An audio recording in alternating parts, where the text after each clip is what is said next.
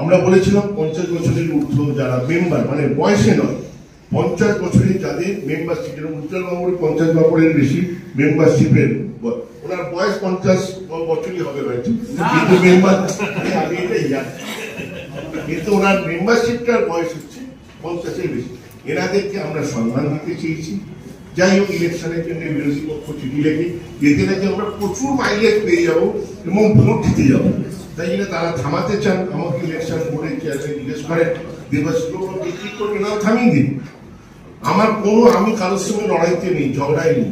ওনারা মনে করছেন এটা যদি আমি সম্বর্ধনা দিই আমি ইলেকশনে ঠিক জিতে আসবো, এখন আমি ওনাদের সম্বর্ধনা দেবো। আর 3 মাসের ব্যাপার তো, 3 মাস পরেই আমি ওনাদের সম্বর্ধনা দেবো, কোনো চিন্তা নেই। আমি বলাতে এখন দেখছি কোনো একটা ইস্তারে বেরিয়েছে ওনাদের ফ্রি করে দেবে মেম্বারশিপ। ওনারা মেম্বারশিপ যদি দেন না, ওনারা গর্ববোধ করেন যে এই ক্লাবটার আমি মেম্বার, 590 টাকা বছরে, সেটা ফ্রি করাটাতে ওনারা কিছুটা ওদের মান বাড়বে না।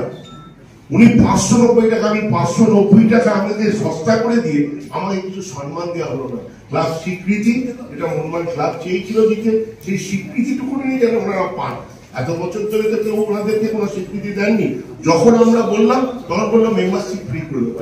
মেম্বারশিপ 590 টাকার জন্য কি ওনার মারা যাচ্ছে নাকি? 590 টাকা দরকার, এটা কোনো ফ্রি করার কোনো দরকার ছিল না।